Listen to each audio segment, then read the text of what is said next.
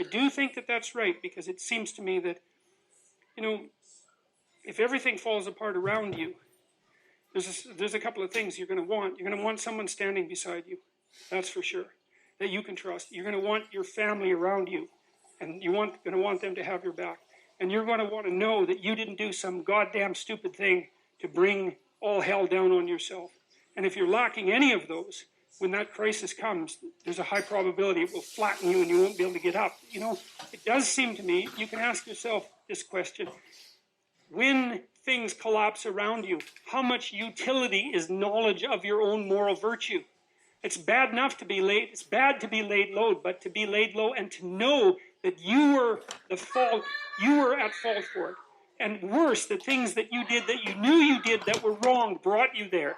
Then I think you have nothing to stand on in that situation. And that's also the circumstances under which I think you're more likely, at least, to be abandoned by people around you. So, given that you know that the catastrophe is coming, right, that the tragedy of life will strike you, the question is, well, how do you fortify yourself against that? You know, obviously, to some degree, you do that by being materially sensible. And these old people in the Old Testament, these ancient people, they weren't blind to the utility of having a good crop and some animals, you know. That's an integral part of their life, to take care of themselves physically. But they're also wise enough to know that there's an element of moral, what would you call it? There's a necessity for moral integration that defends you against the catastrophe of existence even more effectively than anything material. And even more, that the stability of the material things is more dependent on the integrity of your spirit than the integrity of your spirit is dependent on the material things. And I think the evidence for that is actually quite clear. I read a very interesting book a while back called The Wealth and Poverty of Nations that was written by a Harvard emeritus professor of history. And one of the things that he claimed, I liked it, I thought it was very smart, was that the only true natural resource is interpersonal trust. If you can set up a society where people trust each other, then it will instantly become rich. And he used the example of Japan, which is a very conscientious society and very rich society. But the Japanese have no natural resources, right? None to speak of. And yet they're rich. And then you have countries like the Soviet Russia and much of South America where there's just natural resources that, you know, they're just like Venezuela. It's just more natural resources than you know what to do with. And the places are absolute catastrophes of cynicism and corruption. And so he attempted to document the relationship between default interpersonal trust among citizens within countries and their productivity and their GDP and their standard of living, and found a very, very tight relationship. And I like that a lot. And I've got a story about that quickly that I think is very interesting. I'll tell you two stories. One sort of generic. Well, I'll tell you one personal first. So one day, I lent my car to one of my graduate students, and he took it to Montreal. It was this old Cadillac. And it was a really bad rainstorm in Montreal, and he was in one of the highways that are like set into the ground, and there was like 6 inches of water, and he was turning a corner, hit the brakes, and skidded on the water, and smacked it into the wall, and on the corner of the bumper, you know. And so then he brought it back, and he was very apologetic about it, and his name was Matt Shane. I'll tell you that because Matt might hear this, and I could shame him a bit for doing this 20 years ago, you know. And he's a professor at the Ontario Institute of Technology, I think now, quite a successful one. But anyways, he brought the car back, and I went and got it evaluated for damages. It was like $1,700 or something to repair it, and maybe more. But it was almost as much as the car was worth. And I thought, well, I'm not going to do that. So I went online and I typed in the part, and if you do that, you can get people to bid on sending you a used part from all over North America. So that's kind of cool. So there's all these junk dealers have got together, and they have this, you know, network of communication. So you put in the car part, and then they send you a bid. And so this guy said, well, I'll send you the bumper assembly, which is the whole bumper and the lights, for like $250. And I thought, yeah, okay, you can do that. That'd be good. So then I said yes, and then he called me up about half an hour later. This guy from way down south, he had a really deep sort of Mississippi accent. And he said, wait a sec, was that for the bumper or the bumper assembly? And I said, well, it was for the bumper assembly. He said, oh, I thought it was for the bumper. And then he said, but that's okay, I'll send it to you anyways. I thought, oh, that's pretty good. So I said, well, thank you. And then I hung up. And then half an hour later, he called me up again. And he said, look, I just went out and looked at that bumper assembly, and there's a plastic trim piece on the side, and it has a scratch in it. And I thought I'd better tell you that just in case you didn't want it. And I thought, wow, that's so amazing. It's like, there's a miracle, man. It's like this guy, he's somewhere in Mississippi. I'm never going to see him again, ever. I'm never going to have any contact with him. Like, he made a bad deal, right? Because the part was worth more than he decided to sell it to me for. But he stuck with his deal. And then he went over and above the Call of Duty. He said, well, this part that I'm selling to you for way less than it's worth is damaged. So I thought I'd better tell you. It's like, man, you got to recognize a miracle when you see one. That was a miracle. So I said, hey, look, thanks for calling, man. It's okay. I can handle the scratch and the part. And he did. And I got the car fixed and forgave Matt. And, you know, it had a happy ending. So that's trust, right? Because I didn't know him from Adam, and he's a primate full of snakes just like the rest of us. And yet he was willing to simplify himself to the point where I could just take him absolutely at his word. And that meant we could trade even though we were strangers. It's like, man, do not underestimate the utility of that. And then there's eBay. So when eBay first started, you know, the idea was, it's not going to work because you'll send me junk and I'll send you a check that bounces and that'll be the end of eBay, right? And so these escrow agents popped up so you could insure your transaction with them. It was for like 10% of the transaction. They would get the check and the goods and make sure that they were okay and then send them on or insure the transaction. But what happened was the escrow agents didn't make any money. And the reason for that was no one cheated. Now you think about how amazing that is, right? You bring these people together across a whole continent. They've never seen each other before. They're never going to interact with each other again. And this was before there were any reputation ratings on eBay. And yet the default transaction was you describe your goods honestly, including their flaws. You set a reasonable price. I decide to pay you. You ship the goods, and I pay you. And it works. And what happened was that eBay produced a tremendous amount of capital that was previously frozen. So frozen capital is when you've invested money in something, but the thing is no longer useful to you, so the money is just sitting there frozen, right, so to speak. And you can't get it loose because, well, you've got an attic full of junk. How are you going to get rid of that? Oh, eBay. And so all of a sudden all these things that were just junk became valuable and everybody got richer. And none of that would have happened without the covenant that we established between each other that's predicated on trust. And so you might say that trust is the currency. And currency is trust because it's a promissory note, right? And if people lie, then the currency gets debased very, very rapidly. And so the economy runs on trust. And so that's part of the overarching covenant. So Abraham makes this covenant with God and he decides that he's going to aim high and live a good life and tell the truth. And that puts this boundary around him. It's like a walled garden. It's like a walled garden. And inside there's all sorts of things that are happening that are complex and difficult. But outside there's a boundary. And the boundary is, well, maybe things won't.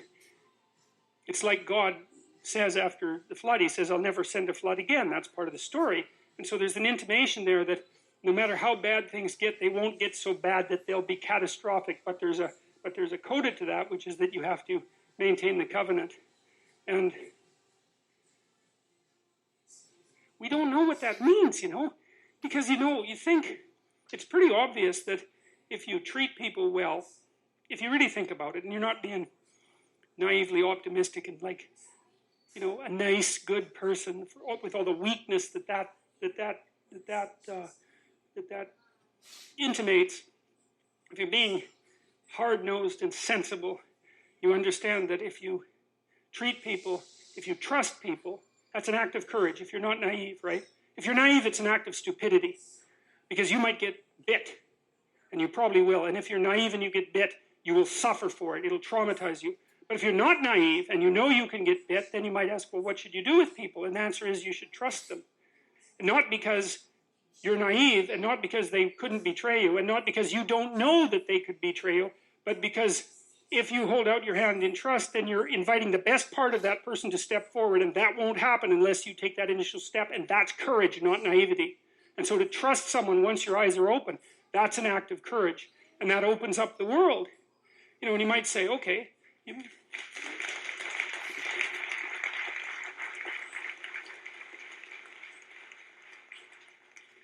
And so there's this idea in the story that you can withstand a fair bit of the catastrophe of life by establishing the proper covenant and by acting in a trustworthy manner and extending your hand to people properly. And you might say, well, okay, that's sensible. I can understand how that would work. And I can certainly see how the opposite wouldn't work, because, if I have to be absolutely terrified that you're going to betray me at every possible moment, and we're in a negotiation, we're not going to get any work done, man, because I'm going to be figuring out what you're up to all the time, and you're going to be figuring out what I'm up to all the time, and we're just not going to get anywhere. You'll come and say you're going to do something, and I can just simplify you. I can say, you're going to do what you said you do. I don't have to worry about you. And then the same applies to me, and then we can go do something, and that's how we generate wealth. So then you might say, well, what's the ultimate limit of that? Like, we know that there's corruption in our society, and that people betray each other, and that there's deceit and all of that, and it causes things like the periodic collapse in 2008, which was complicated, but was partly engendered by corruption. Like, what would be the upside if we really determined to act honestly? What do you think it is that people would be able to do with the world if we stopped acting in a corrupt manner? I mean, what is the upside? Do you think we could how far back could we push aging, do you think, if we hit it hard for 50 years? Could we triple our lifespan? It wouldn't surprise me. All these terrible diseases that beset the planet, we could get rid of them. There's no reason for hunger and starvation. We make enough food. It's like, what would happen if we stopped acting badly? How much better could things get? Well, you start locally, I think. You start with yourself and you start with your family. But, there's intimations of the divine. There's intimations of the kingdom of God and the covenant with God in the Old Testament. It's like, you think, well, we speak secularly. You think, well, that's an unprovable assumption. It's like, well, just hold on a sec. What's the assumption here exactly? What is the upper end for humanity? I mean, who's going to say, right? Who's going to say, especially in this day and age, man? There's so many things happening that you can't even comprehend them. What could we do if we put all of our effort into it? Well, you can experiment with that, because you can start in your own household. You can start in your own room. And you can make miracles happen in the confines of your own space. There's no doubt about that. All you have to do is try. You'll see that happens. And people are writing to me and telling me that they're trying this and that that's exactly what's happening. And so we don't want to be too cynical about where we might be headed.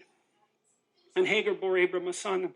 Abram called his son's name, which Hagar bare, Ishmael, who is by tradition the forefather of several Arab nations and of Muhammad himself. And Abram was 86 years old when Hagar bare Ishmael to Abram. So that's the end of another story. And then, so that section ends. And then again, we have an encounter between Abraham and God. When Abram was 99 years old, the Lord appeared to him and said, I'm the Almighty God. Walk before me and be thou perfect.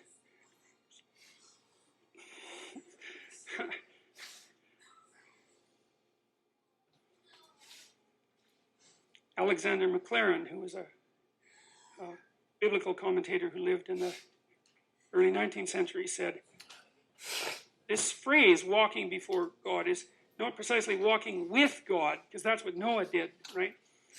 He says it's rather that of an active life spent in continual consciousness of being naked and opened before the eyes of him whom we have to give account. I was pretty happy to stumble across that, because I might have picked and chosen, of course, you never know that whether you do that, but it does seem in keeping with the narrative strain of the chapter, right? Because what we've hypothesized so far is that God has called Abraham and said, get out there in the world. Go to where it's unknown. Go to where you're a stranger. And get away from the familiar. Go out to the unknown. Establish yourself. And great things will come of it. Regardless of the proximal evidence, great things will come of it. And so I think that's what the walking before God refers to. It's not like Abraham is acting in certainty. There's no certainty here. That's the act of the leap of faith even. Because it does require a leap of faith for you to move into the world. Because the world is a catastrophe. Self-evidently, the world is a catastrophe. And so there's every reason for you to assume that you should just sit in your basement and hide from it. But that's not, it doesn't help. It doesn't make things better. And the thing is, perhaps you're not built for that. You're not built to hide. I don't think that people are built to hide. I think it destroys them. And so walking before God, in some sense, means that Abraham we could say is taking the lead. He's the person that's going out there into the unknown. God says, well, great things are going to happen, but he's a little short on details, that's for sure. So the weight is still on Abraham, and that's a good thing, because that ennobles Abraham, right? That's the other thing that's so cool, is that if God had just laid out the whole story and brushed the branches from Abraham's path while he was walking forward, well, then there'd be nothing for Abraham to do. There'd be no nobility in his own pursuit. And this is another thing that we don't understand very well. It's a really tough thing to understand, is like, how much trouble would you want there not to be? It's a weird question, right? Because you want to have something to contend with. You want to have something that forces from you the best that you have. And so you have to have real problems, something like that. Would you dispense with all your real... You could just lay down on a bed and have pablum infused into your mouth, if all your problems were solved. And so maybe you want difficult problems that you can solve, something like that, because there's some... I don't know what it is about it. There's the overcoming and the growth that comes along with that. There's something about the nobility of the enterprise. You certainly see that when you go about having children, for example, which is, the psychological literature is quite clear. If you do moment-to-moment comparisons of people who have kids and people who don't have kids, the people who don't have kids are happier.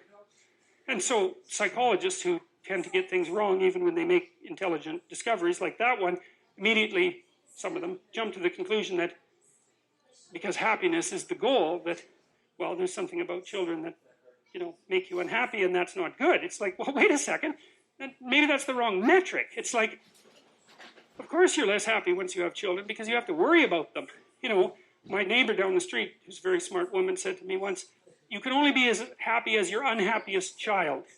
And which I thought was really good, that's really smart. But then it isn't, well, if having children doesn't make you happy, the answer isn't don't have children. It's like, don't be so stupid about being happy. That's the answer. It's because there's a nobility in the pursuit, right? And of course, now you're responsible. You have a new baby, you think, especially if you're a new parent, you think, I'd say she's got at least 8 susses. What the hell is this? And what am I going to do with it? It's like, and then you're done for the rest of your life. You never sleep properly again because you're going to be worried about this creature that you have to take care of. But like, what the hell good are you if you're not doing that, or something else equally difficult? Because you just haven't been called out yet, unless you take on a responsibility like that. The idea that life is, that happiness is the purpose of life. It's like, great for happiness, man. If it comes along, you should be thrilled that it's visiting you. But the notion that that's what you should pursue, that's the weakest possible notion. First of all, as soon as something terrible happens to you, you're done. It's like, life is to be happy. It's like, well, now you have cancer. So how's that? How's the happiness thing working out for you now? Or maybe it's not you, maybe it's your father that has Alzheimer's disease or some damn thing. And, it's like it's a rare person that doesn't have some catastrophe one person away from them. It's like life is to be happy. That's not right. And we can at least derive that from these stories. That isn't what they say at all. God's perfectly happy in the stories to grant the people with whom he forms a covenant happiness and prosperity. But there's never a word that that's the purpose. The rule is aim high and get your bloody act together. That's the rule. And establish this contractual covenant with the ultimate ideal. And that will see you through the catastrophes. And that's a much more mature way of looking at life, as far as I'm concerned, because all you have to do is have your eyes half open and you see that the fundamental reality of life is tragedy and suffering. That's inescapable. That doesn't mean that it makes life unbearable or that it makes being something that shouldn't have existed. Right? That isn't what it means. But it means that you have to contend with it and you have to get ready. And the willingness to adopt responsibility for yourself and for others is the precondition for that. And then maybe if you do that properly, then now and then you get some happiness. You can sit at the end of the day and you have half an hour where your conscience is clear and there's nothing that you need to be doing, and you can relax and think, that's all right. Things are okay, and thank God for that. And that's maybe where you get your happiness. So, yeah, that's something. That's growing up, man, obviously. And to not know that, and to not be taught that. Like, everyone should be taught that. It's so obvious. We should be taught that. Well, and that's partly what these biblical stories do. And I'll make my covenant between me and thee, and will multiply thee exceedingly. And Abram fell on his face. Yeah. And God talked with him, saying, As for me, behold, my covenant is with thee, and thou shalt be a father of many nations. God says this a lot to Abram, right? It's almost like he has to remind him now and then. And it's not surprising because he keeps going through these unbelievable adventures, that are really psychologically and socially shattering. So it's a good thing that this reminder pops up in it fairly frequently. But of course, Abraham is also open to it. And I think, what does it mean? I'll talk personally for a moment, I guess. So I've asked myself a lot of questions in the last 8 months, man. I can tell you that. And I'm still asking myself a lot of questions. And I've been conferring with a lot of people, because I had lots of people who were helping me negotiate whatever the hell this is that's happening. And, I could ask them how I was doing, and they would tell me a bunch of things I was doing wrong and some things I was doing right, and I could listen to them. And I was asking questions all the time about how the hell I should manage this properly. And, what I was trying to do, and what seemed to serve me properly, was to figure out how to do it correctly. That was the issue. It's like, I didn't really care what happened, and I guess I really don't care what happens, but I do care if I do it correctly, because I don't want to screw it up. I don't want to screw things up. And that seems to be a reasonable goal for people. I mean, wouldn't you like that as a goal, that you don't screw things up? Because you can't control your life isn't fully under your control by any stretch of the imagination, but it might be nice to not have your conscience eating at you saying, look, you had a big opportunity there, and you mucked it up, because you're weak and blind, and you didn't listen. That's no good. The catastrophe is bad enough, as I said, without you being the bloody source of it. And so,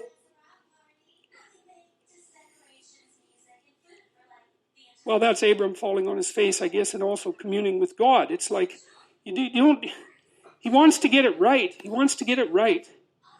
And there's these things that beckon and promise, but it's bloody easy to make a catastrophic mistake. And you'll do that in your life,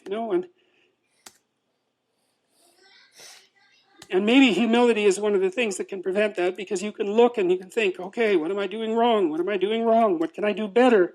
How can I do this properly?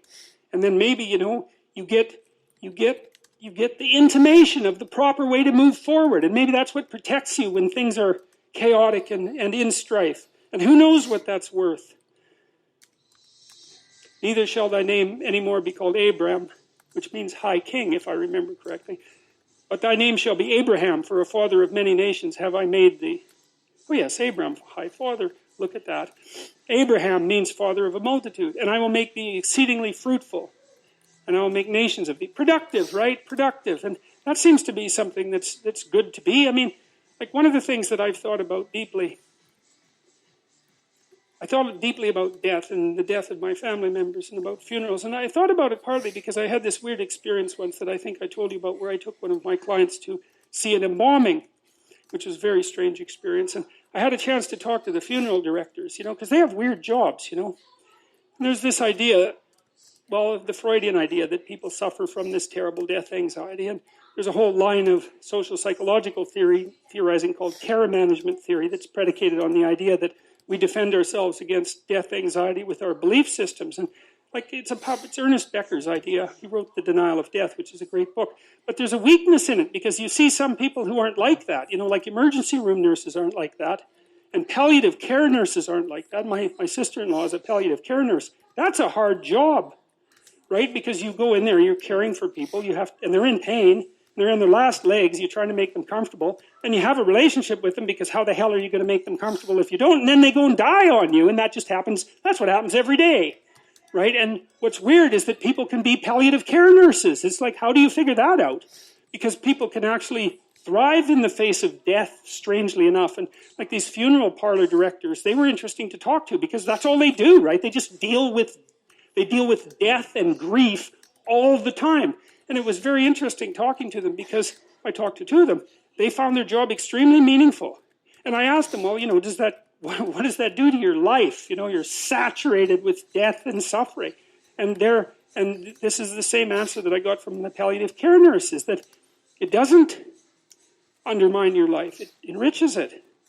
Now, who would guess that, right? I mean, what the hell? That just doesn't make any sense at all. But what it does is speak to human possibility, because God only knows how tough you are. You know, I mean, if you read history and you read about what people have done, you think, wow, we're pretty tough. People are... I read there was a shipwreck in the Antarctica 100 years ago or so, and I read the story. It's an autobiography, if I remember correctly, of the captain. I might be wrong about that, but I've got the basic story right. Well, they had a shipwreck in the Antarctica. And then they were there for a whole year in the Antarctica, you know, and none of them died. Not one. He didn't lose a single man. Not one. He kept their morale high. And then they took this boat that was on the ship, and they crossed like 400 miles of the roughest ocean, the roughest frigid ocean in the world, right? You don't go in that ocean. And then they went to an island, and they walked across the island, across these mountains that no one else has ever climbed since. And they went to the city on the other side of the island, and they got a boat, and they went and rescued their compatriots, and everyone survived. It's like Endurance is the name of the book. You read that book, man, you think, wow, people are really tough, you know, and it's ridiculous. So who knows how tough you are? And maybe you find out by going out to find out how tough you are, right? So you take on a challenge, one that you think you can master, it's just a bit beyond your grasp, and you master it, and then you're a little tougher, and you think, hey, that worked out pretty well. And so then you're more of a monster. And then you go out and you find another challenge that's even bigger, and you think, well, maybe I can do that too. And then all of a sudden you can, and you get a little bit bigger, and God only knows what the limit is of you. And you find out by pushing yourself against the world, and of course that's what Abraham is doing. And so, see, we're very pessimistic, us modern people. You know, we're pessimistic about humanity, that's for sure. Dismal, wretched, planet-destroying, cancer on the planet, right? As the Club of Rome described us so pleasantly back in the 1960s, you know? And I don't know, maybe we're ashamed of the Cold War. Maybe we're ashamed of all the destruction in the 20th century and the hydrogen bomb and the, you know, the continuing catastrophes of our societies. And we're deeply ashamed of that and ashamed of ourselves personally. But it's a hell of a thing to, you know, call us a cancer on the planet. There's just no excuse for that. Because what you do with cancer is eradicate it. And I don't think that that's a very noble motive, personally. And I think it says a lot about the people who would use such phraseology, that they would dare to conceptualize humanity in that manner. But, you know, it would be nice if we could be optimistic. And I think, again, the problem with being optimistic is that it's naive. So then the question is there an optimism that's not naive? And I think there is. And the optimism that's not naive is in just a visualization of how strong people can be. So one of the things that I tell people, I've told my students in my class in Maps of Meaning, here's a goal. You want to be the person at the funeral of your father that everyone can rely on. How would that be? You want to be the person who's broken and useless and adding to the misery in the corner. And look, I'm not making light of people's grief. You know, I understand grief. But who do you want to be when there's a crisis? Right? Do you want to be the person that everyone can turn to for strength?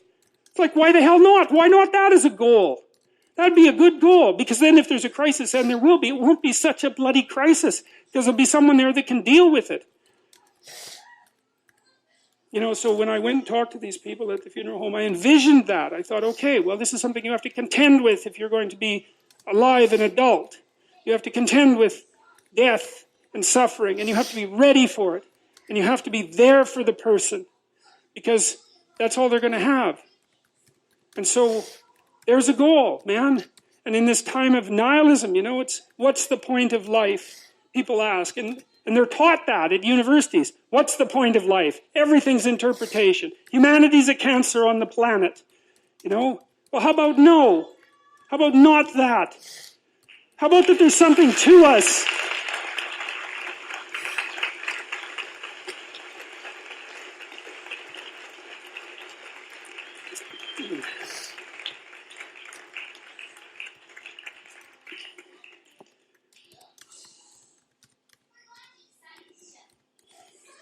And I will establish my covenant between me and thee and thy seed after thee and their generations for an everlasting covenant to be. Hello and welcome back, ladies and gentlemen. This is Corey LeBlanc, aka the Ceremonial Witch, and I'm back here again for another episode. First I'm going to apologize because I haven't put on the astrology books, I promise, but that is the very next thing on the list, and I don't want to say it's going to be up for sure today, but almost 99% chance that it's going to be on there today.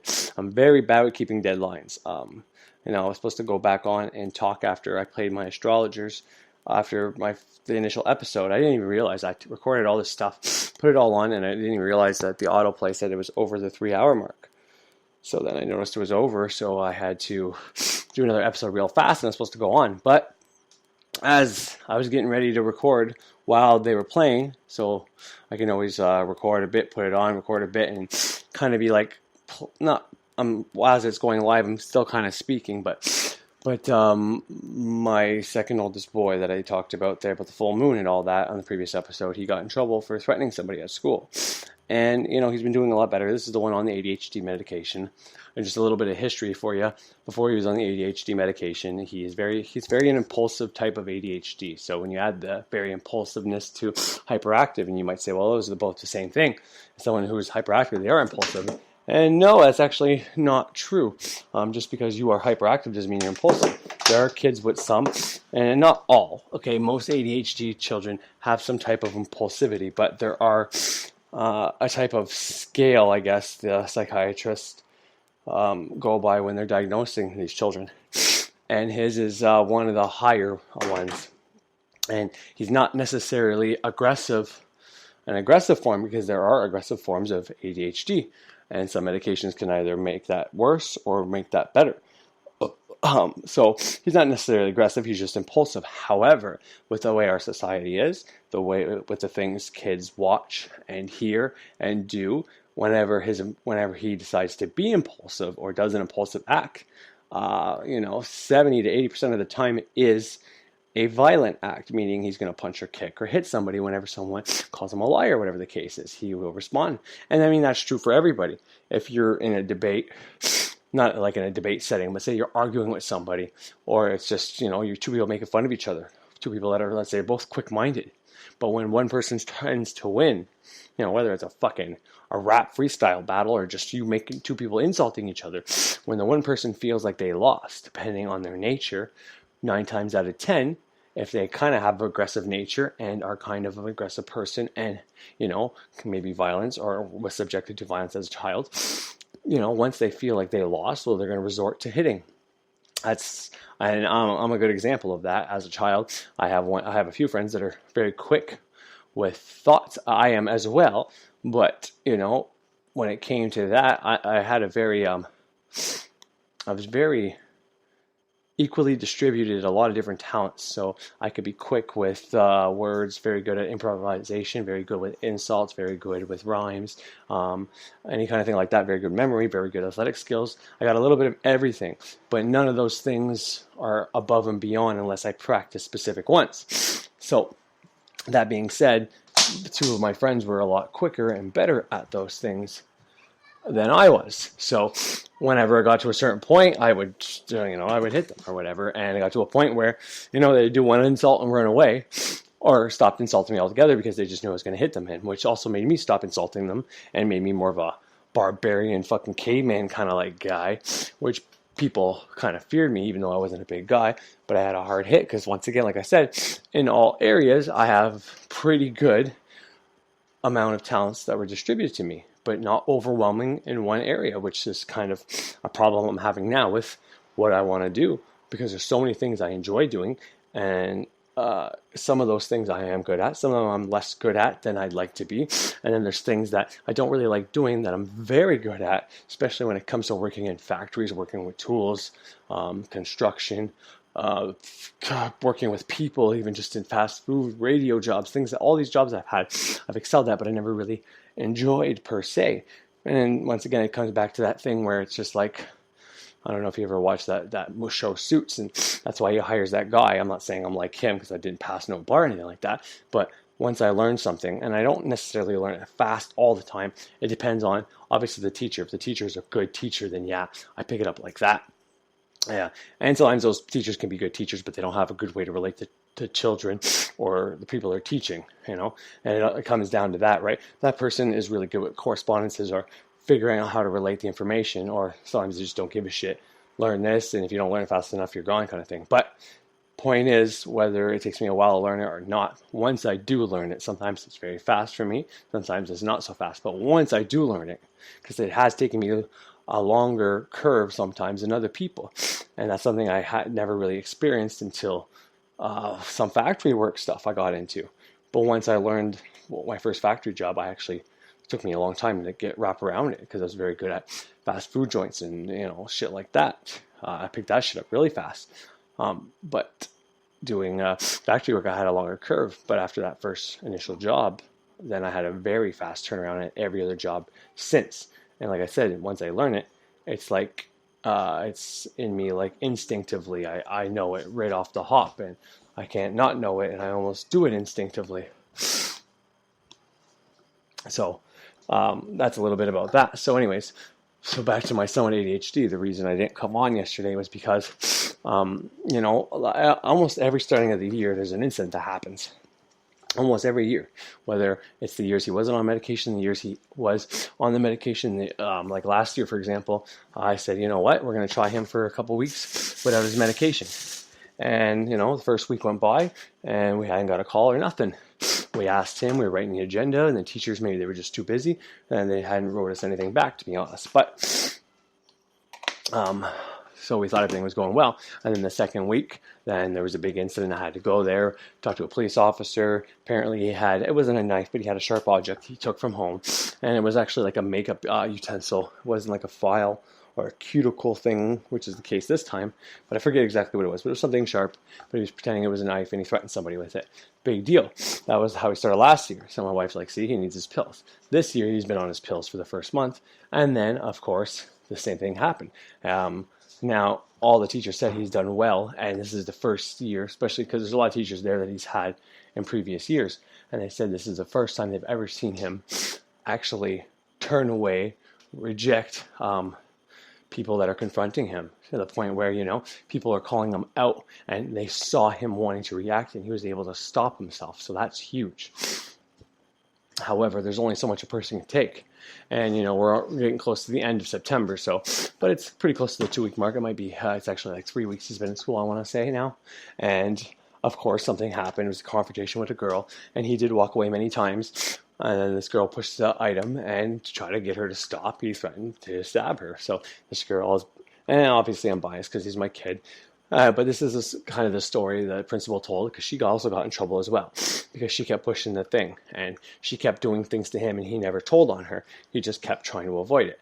And then the first thing he does to her, well, I think he actually bumped into one of her friends, but technically he was quote-unquote dating that friend, so it was kind of a little boy not knowing how to flirt with a girl, and that's how all little boys are, and it's the same with little girls. We don't know how to flirt with them at a very young age, so the girls steal our hats, or they play kissing tag because they can't come out and just kiss you, or, we push each other around very softly and stuff like that. So he was doing that, and that girl got upset, and, it might even be that she actually likes him, or she's jealous her friend has a boyfriend and she doesn't have one. So she just kept doing this to him and antagonizing him. And, it's up for debate if she was doing that because she actually does like him, but obviously he liked her friend. And so, yeah, he kept trying to avoid her and not trying to be pushing or doing anything bad to her. But then when he finally did, she went and told on him right away. That's the first thing he did versus all the things he ignored. So that being said, they're taking it very lightly, even though he did threaten her and he did take a cuticle something from home. But that being said, we're taking it pretty easy on him as well, because he's developed this pattern. And knowing what I know about the mind, things you do over and over again, you create these habits. So he has this habit in his mind. And when he's on his medication, I know what that medication is like. It's very similar to speed, similar to cocaine. And whenever you're past a certain point, that really euphoric feeling, you become kind of, I don't want to say neurotic, but definitely, what's the word? Paranoid. And you want to, instead of being very confrontational like he is, and impulsive and hyperactive, and not being able to pay attention is what they think ADHD is, which I don't believe. But anyways, I'll just, for the sake of argument, say that. And that's why they give them this medication, because it makes them not confrontational, and it's almost out of fear of having to deal with that confrontation. You don't want to deal with anybody. And I'm saying this from knowledge, from personal experience, using it This is what I'm using to go by for this. I'm not just saying this out of my ass. I know it. This is what it's like. Doing things with my wife at home. If I'm back when I was using, and I've used Ritalin many times, even the same kind of medication he was. Never his medication, but the same medication. But that's why I don't even go near his medication, just in case. But anyways, point is, if I was out with my wife, if I wasn't using anything as my normal self, she wanted me to go shopping, if it's a fast shop or whatever, I like to get out of the house, let the kids or a babysitter or whatever the case was. But if it's going to be a couple hours and me basically watching her shop, I would tell her no. But if I was on something like this and I was past the euphoric feeling, I would just go along with everything she says. I wouldn't do anything I like. I would barely talk. I'd be very kind of, not antisocial in the real version of the word, but very, I don't want to be actually socializing with anybody, and I don't want confrontation. And, I'd rather stay in a car and have smokes and whatever the case is. So that's the way he was when this was happening. So he might not even been able to tell that if this girl did have a crush on him or not, or if it was just jealousy or whatever, but he did everything right. That being said, though, it has a side effect as well, because he hasn't been doing his homework. He was in the kind of towards the back of the class, and he's just sitting there, and normally he's got a very quick mind. Whenever he has homework, he's actually stimulated by doing the work. He can actually do the work very fast, and he's very good. Sometimes he goes too fast and he makes mistakes, stupid mistakes, because, you'll ask him the question and you'll get the answer right. But he'll be like, well, then why did you write this if you know the answer to that? And I forgot to do this, whatever, because he went too fast. So whenever he actually is handed the work, even though it's perceived that he wasn't listening in class, he actually understands everything. But with that medication, because he's in this paranoid kind of fear and he doesn't want confrontation with anybody, he's not going to ask any questions if he doesn't understand something, and he's not even going to be really paying attention because he's got all these other overwhelming feelings going on. And that's why I don't believe in this medication for children with ADHD. And the last 2 years, he's been on it almost every single day that he's been at school, versus we used to give him breaks before, because I think it's very important for, one, tolerance reasons, so he doesn't build a tolerance against it, and two, if he's going to hit a growth spurt, going by what we learned about eating and food and having the right food in your body to grow. If he's not eating, because those pills do suppress his appetite, well, he's not going to be able to get as tall as he possibly could. But that led to problems, even though we told the teachers the days he wasn't on it, they still weren't willing, and he had to be medicated all the time. So the two first years that we actually medicate him every single day that he goes to school, are the first 2 years where his grades start to drop. Every other year prior to that, where he wasn't on the medication, or we tried to balance out as much as he can with the less damage to him and less damage to other people, his grades were great. Barely any homework. But now that's slipping. But that's the reason I didn't come on, because we got a call saying that happened, and me and my wife were having a talk, and then we had to go to school and have a talk with them. And, it's up to the parents, actually, because technically, as willing as the school is to go easy on him, because they've seen a huge change, and they know he's trying, and they know the circumstances, and between the teachers that saw it, between his story, between other people's story that saw it all, he's actually telling the truth for once. And whenever he did try to lie about something, when they asked him, is that the truth, he actually said, you know what, I'm sorry, that's a lie. He actually owned up to it, which is huge for him, because he never did that. He would try over and over again until you absolutely proved him wrong. And sometimes that's very hard to do, but he would lie until the point you proved him wrong, and he had no choice but to change his story. And so they saw extreme growth and change in him, so they don't want to be hard on him whatsoever. And they told him that this is not going to count against him or nothing, even though they hate what he did and he should never do that again. But it is absolutely up to that child's parents what they want to do, even though their child's in trouble. Now, they will tell them.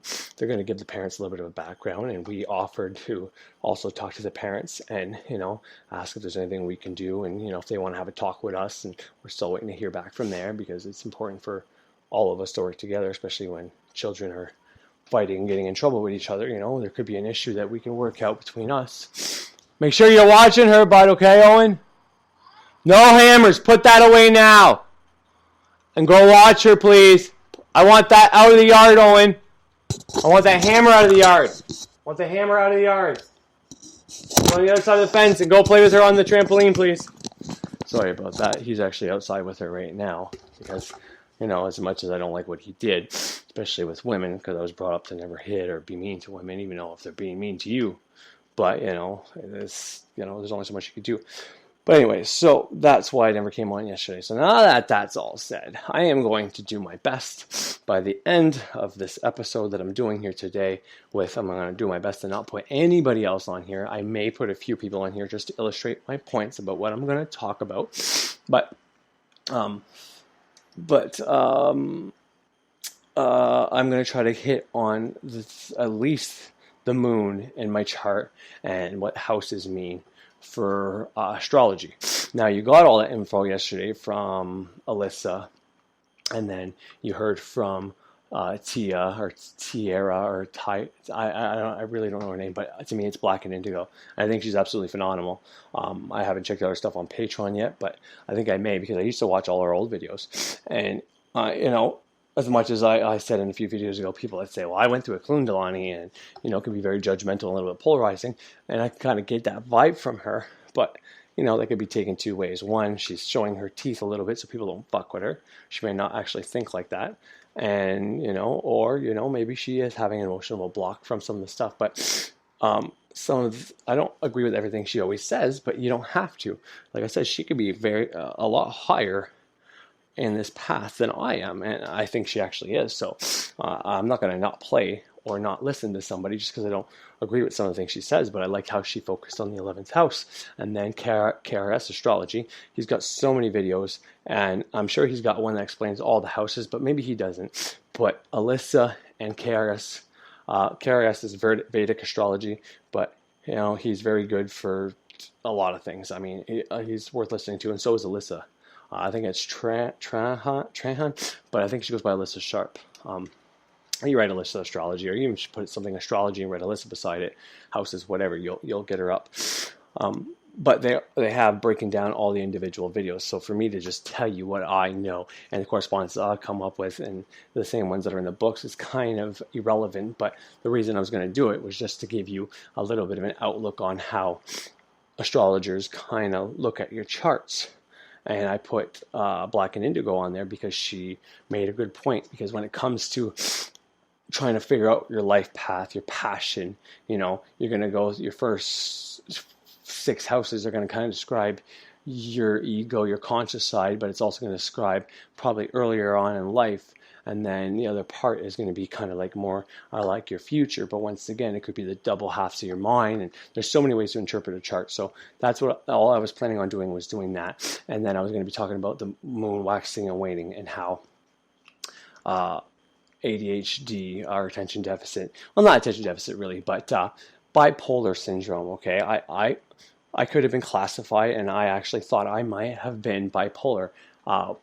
And pass before doing this, because even now, more now than ever after, doing adorations every morning, getting in sync with the sun, doing rituals and grounding every day and becoming in sync with nature, more than ever when the moon waxes and wanes, my mood, personality, and how I feel is in sync with it, to the very day that it changes. I start feeling, whenever now it's just started waning, and I start feeling like, it's harder for me to be positive when it's waning, way easier for me to be negative. So you got to kind of use that to your benefit. Is kind of one of the ways of looking at when Birch says you got to take the reins, not the ride. Because at first you need to get in sync with nature to be able to manifest stuff. I said this many times. I said this, I think, in my last video. And once you become in sync, then you got to not stagnate. You not got to go with the ride. You got to be able to find ways with words, with your actions, with, if you're feeling negative, well, how can you use feeling negative to promote something good in your life, whether it's change, whether it's purging something from you, or if it's actually, just pulling something to you, because that's the negative.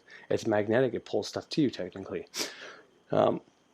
That's the thing, but that's what I wanted to talk about was, well, okay, if I'm having this effect from the moon and from the sun, I guess, well, then to me, and this is what I thought, and then I looked at it and I came up with a lot of correspondences, and they turned out to kind of be real. For me, my moon is in my second house, which is in the second house, but in my chart, my second house is in Gemini, and my moon also has Venus right beside her. I think they're like 15 degrees apart. Well, somewhere between 10 and 20 degrees apart. It could be a little more than 20. It could be a little less than 10, but somewhere between that, okay? Because they're within the same sign, within the same sign, same house, but the signs are all 30 degrees, I believe, of each other around the thing. So 12 times 30, if that's 360, then yeah, right. So yeah, because 12 times 3 would be 30, right? So anyways, oh God, where was I going with that? Okay, so yeah, so if whenever the moon is waxing, I'm happy and it's easy to think positively. So if I'm having money crisis, for example, all right, well then it's easy for me whenever the moon is waxing for me to be like, you know what, don't worry about it. It's going to be okay. You just got to stay positive. And if we try to not think negatively, and if we focus on being grateful for stuff, then things are going to happen to me, which I truly believe is true still to this day. But whenever it's waning, then when it comes to those same things, it comes to security, finance, greed, material items, and possession, okay, then it's harder for me to think positively about that because the moon is technically in its negative part of that month, right? The waxing is positive and the waning is negative. So for me, my moon is in my second house, and your second house by, traditional astrology, and this is the very base level of what the second house represents, and it's security, it's finance, greed, material items, and possessions, basically, okay? And actually is ruled by Taurus. My Taurus is in my first house.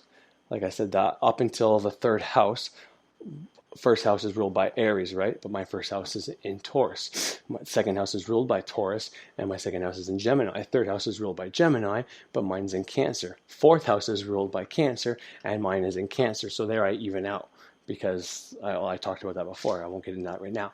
So anyways, and it's easy to see why when the moon waxes and wanes, why when it comes to financial things, security, material, possessions, items, why it's easy for me to kind of stagnate. That's where my being bipolar came in. It wasn't really about other things, about like my skills or my talents, but it was always about my job, okay? Whenever the moon was waxing, I'd be happy, even if I was in a shitty job. I'd be positive, but whenever it's waning, I'd be at that job and be like, fuck, I don't want to do this anymore. This is stupid. Why am I getting paid for this? I'd be more irritable. And this is what I did once I realized, once I started learning more about astrology, I looked where the moon was. And like I said, Venus is in the same house and in the same sign with my moon. So the moon is reflective, right? Water is reflective. The moon is Cancer is, I think, the one that the moon is. It's how Saturn is exalted in Libra.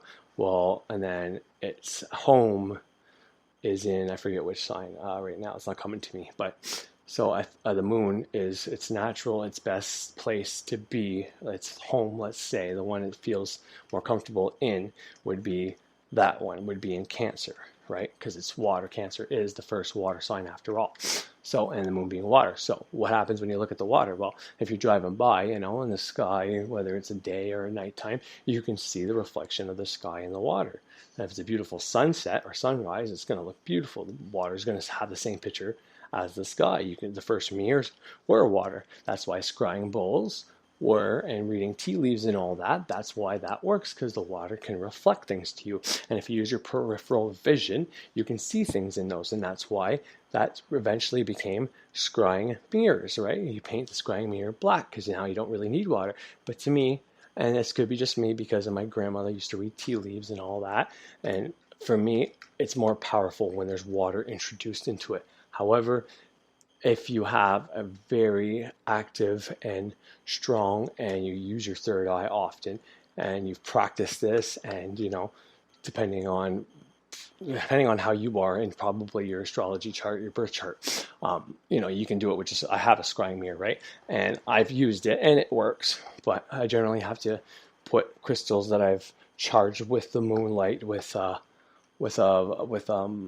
not a microscope or not a telescope, but with fucking Jesus, a magnifying glass. I took that from Birch, But anyways, I generally put those around or on my scrying mirror, and it tends to work better when I use whatever. And I'm not really doing it for a person, and that's why if someone drinks out of the coffee cup, tea cup, or whatever, then their DNA's in it, and then when you look at it after, using the water, the reflection, and your peripheral vision, that's how it happens. So for me, water is a big part of that kind of divination, but it's going by the books and whatever. It's not necessary, and I've had things happen, but the things generally don't make as much sense as whenever I use water. Kind of like whenever you meditate on a question. Well, I kind of use my scrying as like when I use water anyways, I use it like that. And when I try with a mirror, it's not really the same outcome. So maybe because I'm putting crystals there, I'm getting more of an earth outcome versus water, different elements being used there, right? Even though both things are, the bowl is an earth element and the mirror is an earth element. So, but anyways, I'm getting off topic. But so the moon would reflect whatever planet it's with is one of the things I've read in multiple books and from multiple people that teach astrology. I've come to the conclusion that that's very likely because all these people say the same thing. Now, could it be they all read the same book, so they're just regurgitating information? Absolutely. But what is the second house about? Well, the second house is about, like I said, security, finance, greed, material items, and possessions, right? There's a hell of a lot more that goes along with that, but I'm just going to stick with that for the point of what's going on, and that's not the extent of my knowledge, so don't think that, please. But, that's what most people agree on. And the ruler of the second house is Taurus. And who rules Taurus? Well, Venus rules Taurus. Venus rules Taurus. I always say I'm very Venusian, right? And one of the reasons would be, right, the second house is ruled by Taurus, right? Well, I have Taurus in my first house, so my identity, my conscious, my ego, right, my identity, my personality is Taurus is in the first house. That's where my ascendant line is, and that's my first house. So identify with Taurus, which is ruled by Venus, and my second house, which is ruled by Taurus, has the moon and it has Venus in it. Therefore, my moon, which the moon is kind of a representation of your subconscious mind. Like you could say maybe your sacral chakra or whatever you want to place on the chakra scales, but it's part of your feminine makeup, especially if you're a man, right? Venus and the moon are the two feminine planets, and then Mercury is neutral, and the rest are masculine planets, right? But they all have a minus or a plus associated with them as well. But anyway, so both of those two ladies are in the same house, and if the moon is receptive of whatever planet's with it, well, then my moon is taking on Venus, and she's in the second house ruled by Taurus. So technically, Venus is at home there. So that's one of the reasons I say I'm very, very Venusian. And like I said, I have two houses in Cancer. My third house starts in Cancer, and my fourth house starts in Cancer. Cancer is ruled by the moon, but the moon in my chart is reflecting qualities from Venus, which is probably why for the longest time I had trouble going out in public and doing certain things unless I worked out, unless I shaved, unless I did my own hair. Like I still don't let people do my hair. I do my own hair because I don't want anybody to fuck up my hair. If I got too many pimples on my face, I used to not even go outside or do anything. So, if you take all that into account, Cancer, right, ruled by the moon, as taking up two houses, the third and fourth house. Third house is ruled by Gemini, right? But my Gemini is in the second house, which is ruled by Taurus. Anyways, so that's just one of the areas I wanted to talk about. I wanted to go in more in depth on all those things, but I just wanted to show people the correlation and a different way, and maybe they haven't heard, and maybe they have heard, but a different way of looking at this, and certainly makes sense for me and everybody else that I know, and that I know well, and I know their personality traits, and I mean as much as another person, because even your family you might not know completely all about. You can only know what you see and what you've dealt with and things like that, right? Personal situations, and if you guys, connected on an emotional, personal level. So, but for the extent of my knowledge and what I possibly can know, like about my mom and my sister and my wife and my kids, I've done all their charts, and the same thing I can see, going by, because I took all their charts, and after I came to this conclusion about the moon and how the moon in my chart, reflects Venus, and it's in the second house, and whenever it's waxing, I'm also uplifted, and I'm easily positive about my finances, even if things are going so shitty in my life, even if the even if the fucking pendulum is in the bad side of my finance at this time, if the moon is waxing, I can be super positive about it. And if the moon is waning, I'm gonna have a hard time being positive. And I got to do a lot of extra magic, and I got to do a lot more affirmations and things like that. But it's very important knowing that, because once you know that, then you could fight it. But before you know that, then you are taking the ride and not the reins, as Birch would say. And that's one of the things I want. And you can do this for a lot of things. Like I said, the sun itself, whenever fall comes around, I get more tired and it's harder to have motivation to do things. I generally used to work out. In the wintertime, I would start working out right before spring, but very close to that time. And I would work out right through the summer. And then come fall, and right before Christmas, I would stop working out. I would do here and there, especially whenever I was going places and I wanted to look big and buff and have a good pump. But for the most part, that's how that worked. And like I said, with my sex life, same thing. I would have that. So, if you would look at your fifth house has something to do with sex. There's multiple houses. But if you're like me and the sun, whenever it's doing certain things, the waxing part of the sun would be like spring and summer, and the waning part of the sun would be fall and kind of winter, if you wanted to break it down like that. It's more complex than that, but that's a very simple and basic way to look at it, at least from my perspective.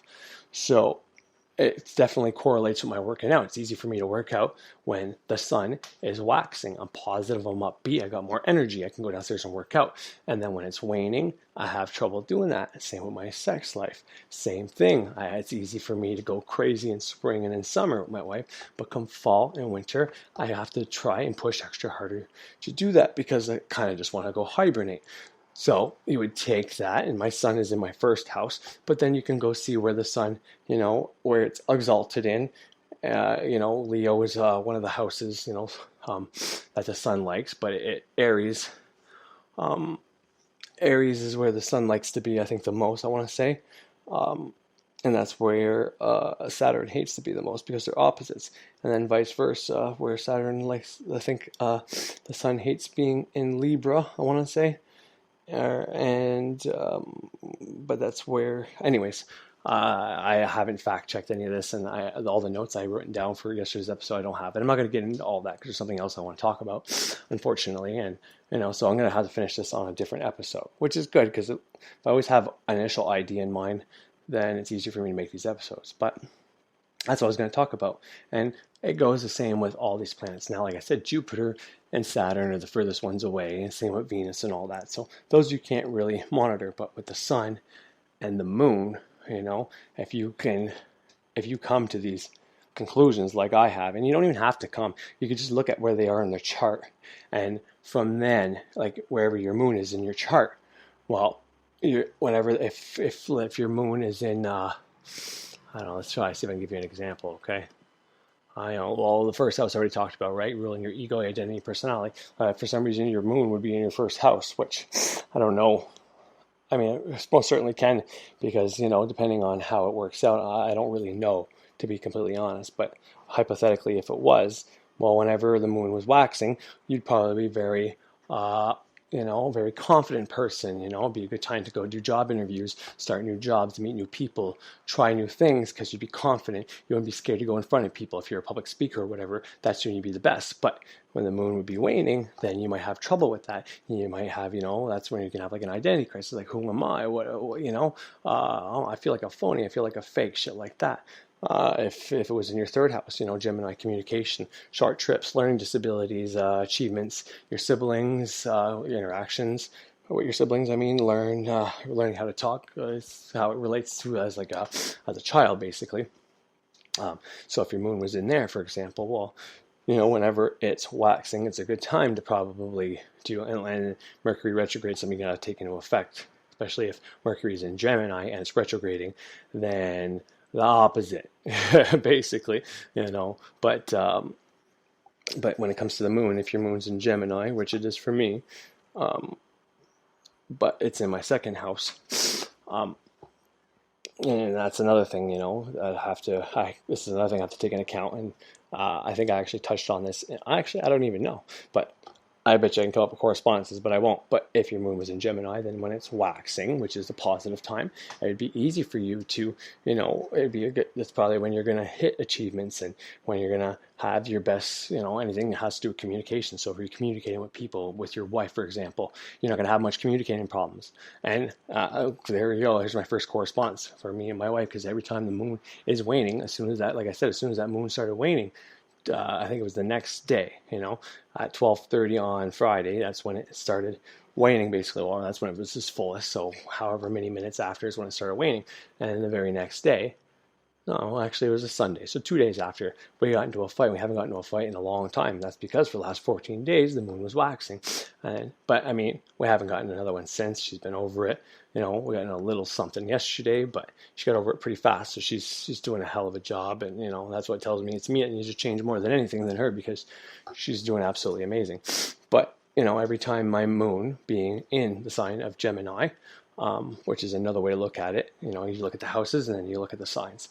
But my moon being in Gemini, whenever it's waxing, we have great communication. I tell her more things, and Gemini is, Gemini is communication. And communication can either be true or false. And once again, that depends on the person per se, and what they believe is real and what they believe is fake. But when it comes to like things that are either true or false, whenever it comes to like, hey, did you do this? Well, this is subjective. No. Did you cheat on me or not cheat on me?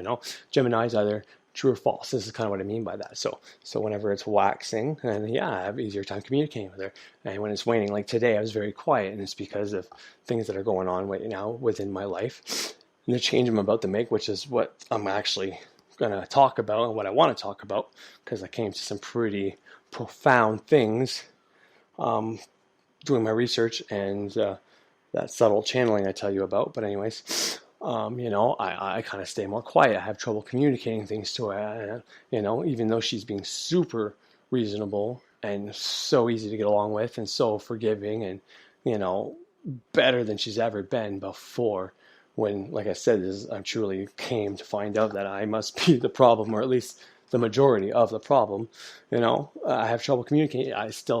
It's harder for me to communicate with her, even though I know all those things. Well, why is that? Well, because the moon is in the phase it's in, and because my birth chart is in that sign, and so where the stars and things actually are at, if it's the same as your chart, then I think it has profound effects.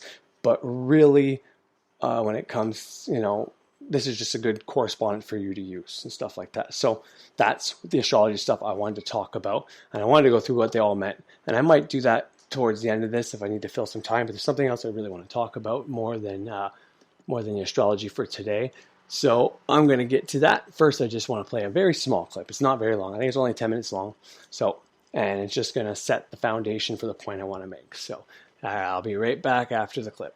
Today, and next week, and next month, and next year, and 10 years from now. So you have to take the time span into account. And then it should be you and your family in a way that works well in society. And then it should work well now and next week and next year and into the future. It should be iteratable, right? That's like sustainability. It's something like the idea of sustainability. And that's I would say that's a reasonable way of conceptualizing the holy city. It's something like that. If you're trying to make it concrete, it's like, how should you live your life? Well, let's say you live your life in a manner that justifies its limitation and tragedy.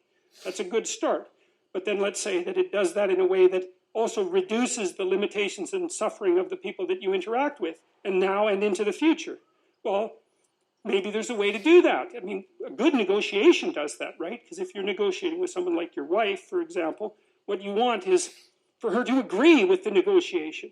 And one of the things that Piaget said, which I think was brilliant, he said, if you take an equilibrated system, a family, let's say, and a disequilibrated system, so that would be one where, let's say, the father is a tyrant and everyone is operating under his whip, and you put them in a head-to-head competition, the equilibrated system will outcompete the disequilibrated system because the enforcement cost is such that it will slow the system down.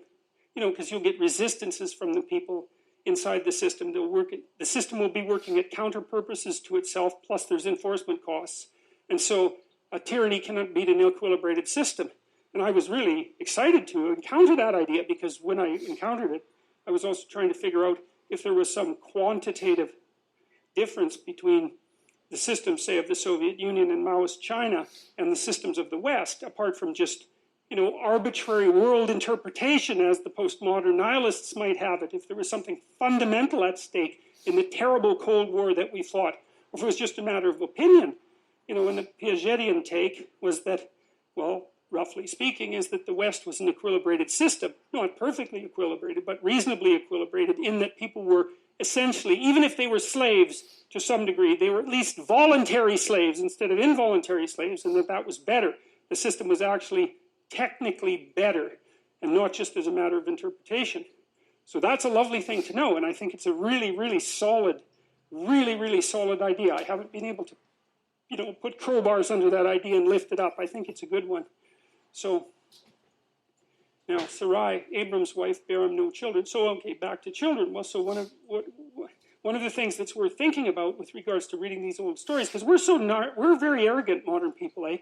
We look at these old stories and we think, we've transcended all that superstition. It's like, don't be so bloody sure about that. These people weren't stupid. And so there are ways that they viewed the world that we don't have anymore. And one of them seems to be this concern for descendants, because that just isn't part of our way of thinking. We have a very short-term way of thinking. Maybe it's not even one lifetime long. It's certainly not multiple lifetimes long. And it isn't clear to me at all that that's for the best. And, the constant complaint that the environmentalists generate, some of which is justified and some of which is just anti-capitalist, anti-patriarchal nonsense that should be cleared out of that entire conversation, is that we need to take a longer view and consider more things in our purview when we act. And like, that's fair enough. Like, do we really want an ocean that has nothing in it but jellyfish? Because that's really what we're doing. And we're doing it very, very rapidly. And the data on that are very clear. And so, when you lift up your eyes and you make a connection with something that's transcendent, then that should bring more of the world within your purview. And maybe that's concern for the endless number of descendants that you might have. You might think too, well, if you're a successful person, if you have a successful family, God only knows how many people you will be the father of, right? It's completely, because you're a nexus, right? All sorts of things have come together in the cosmos to produce you, and then all sorts of things manifest themselves from you. You have no idea what the potential consequences of your actions might be as they cascade across time, right? You have no idea. And so Abraham at least is concerned with these sorts of things, and God seems to be concerned too, because he promises Abraham that if he maintains the covenant, that the most important things that he needs will come to him. And they're pretty serious about this. So Sarai talks to Abram. She's not very happy about the fact that she can't have children. She says, "Behold, now the Lord hath restrained me from bearing. I pray thee, go in unto my maid. It may be that I obtain children by her." And Abram hearkened to the voice of Sarai.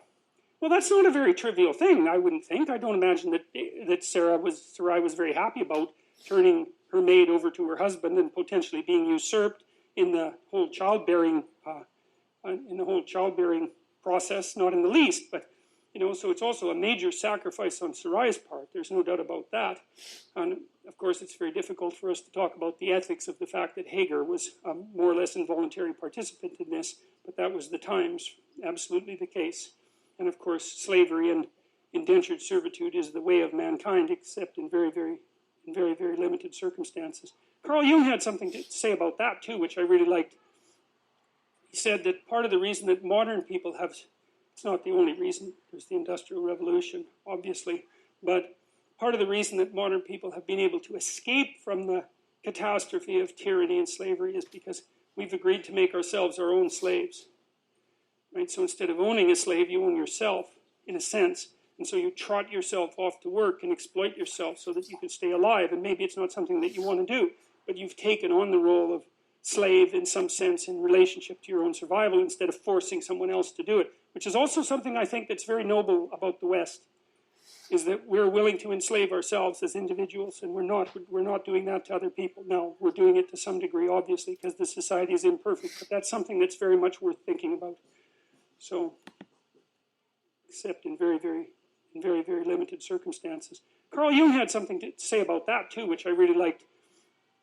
He said that part of the reason that modern people have, it's not the only reason, there's the Industrial Revolution, obviously, but part of the reason that modern people have been able to escape from the catastrophe of tyranny and slavery is because we've agreed to make ourselves our own slaves.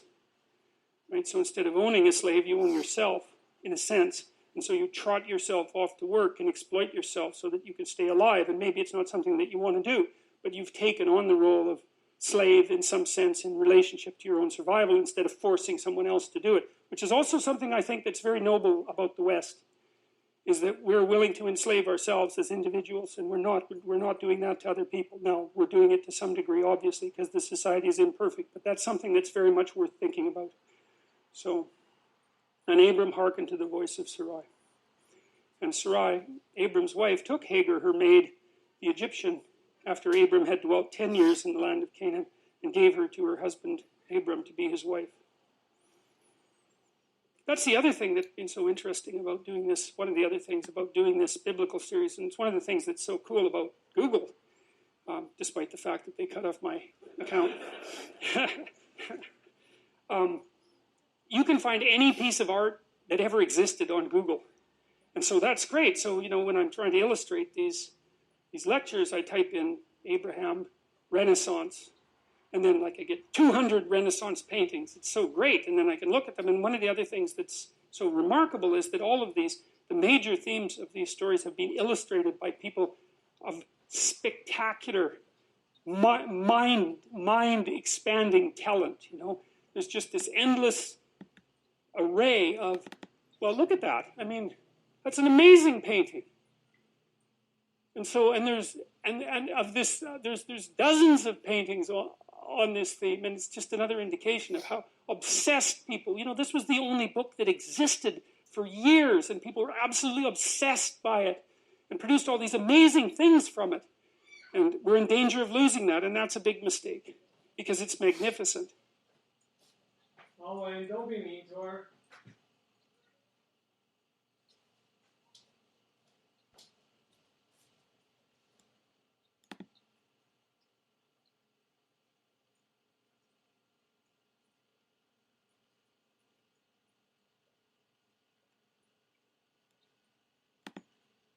Something in the other life, you know by the way it affects you. Karma is the garbage and the baggage we carry around with us through the different lifetimes. Sometimes it goes to a relationship, and sometimes we've had the relationship with the same people through many lifetimes, set up a pattern on the same lives, the same situations repeating itself again and again. Because if you don't work it out, you have to come back and do it over again. And before you come into a life, you're on the other side, you're reviewing your life you just left.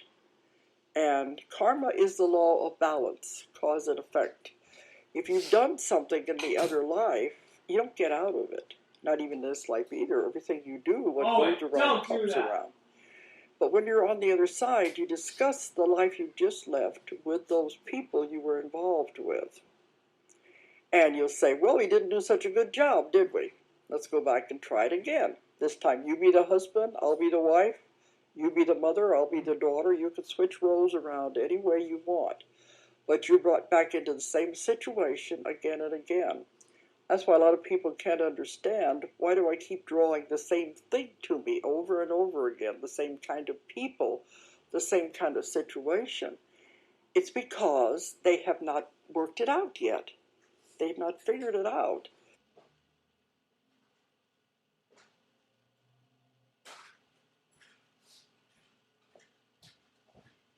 Hi. Very nice.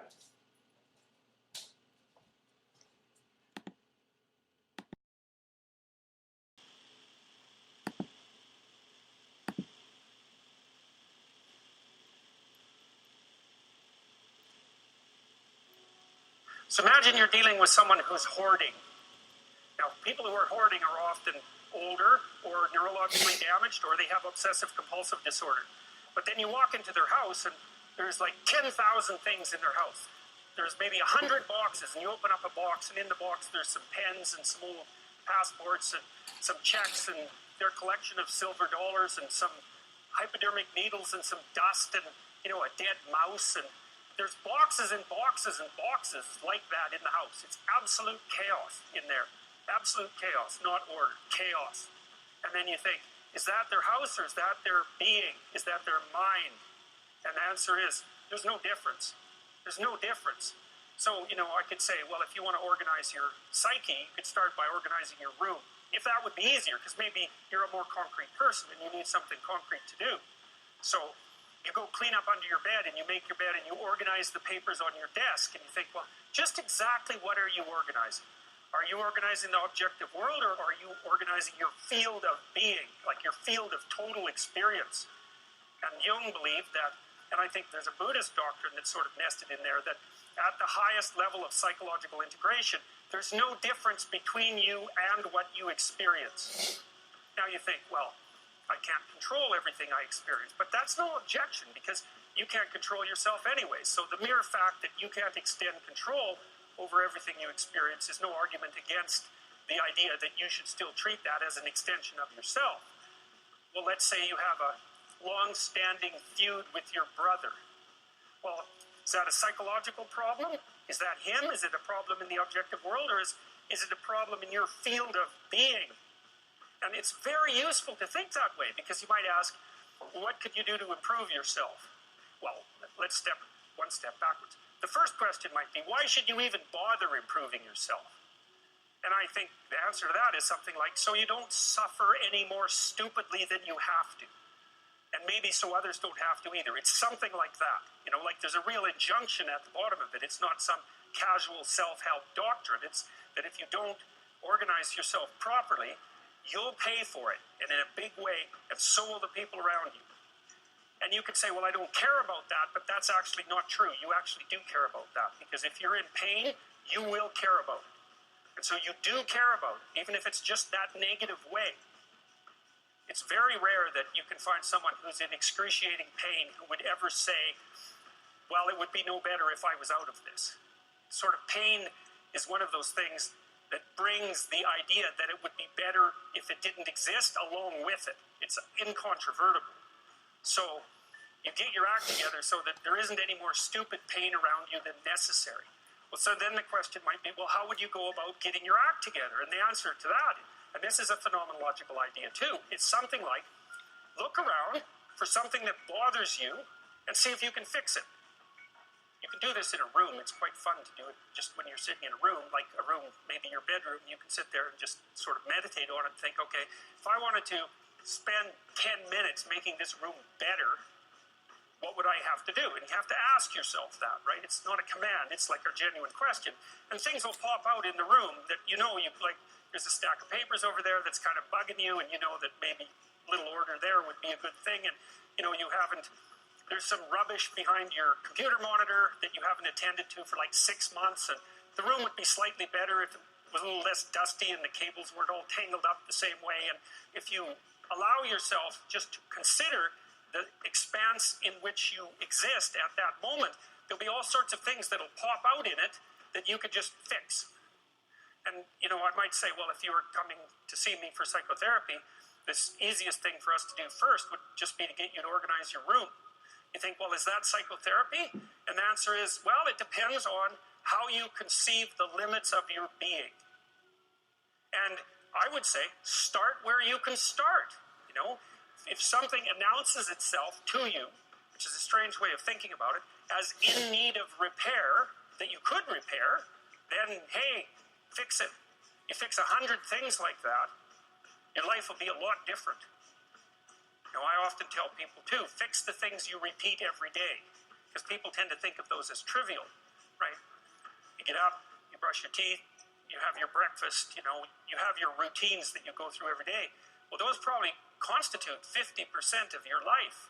And people think, well, they're mundane, I don't need to pay attention to them. It's like, no, that's exactly wrong. The things you do every day, those are the most important things you do. Hands down. All you have to do is do the arithmetic. You figure it out right away. So 100 adjustments to your broader domain of being, and there's a lot less rubbish around and a lot fewer traps for you to step into.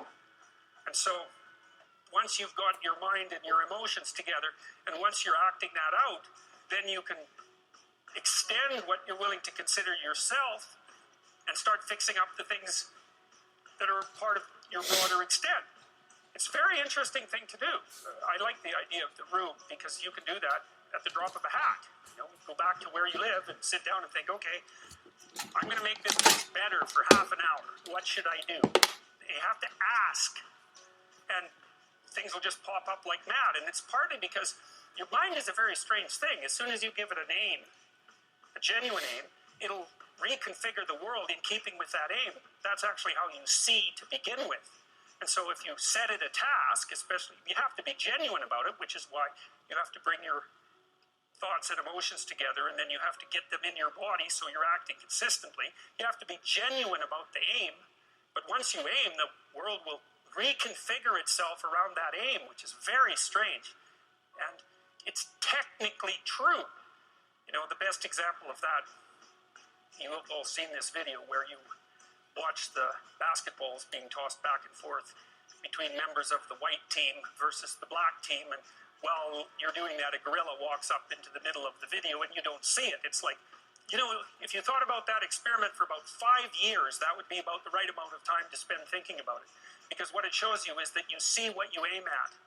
And that, man, if you can get one thing through your head as a consequence of even being in university, that would be a good one. You see what you aim at.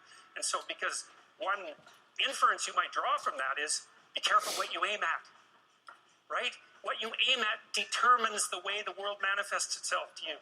And so if the world is manifesting itself in a very negative way, one thing to ask is, are you aiming at the right thing? Now, you know, I'm not trying to reduce everybody's problems to an improper aim. People get cut off at the knees for all sorts of reasons. You know, they get sick, they have accidents. There's a random element to being, that's for sure. And so you don't want to take anything, even that particular phrase, too far. You want to bind it with the fact that random things do happen to people. But it's still a great thing to ask.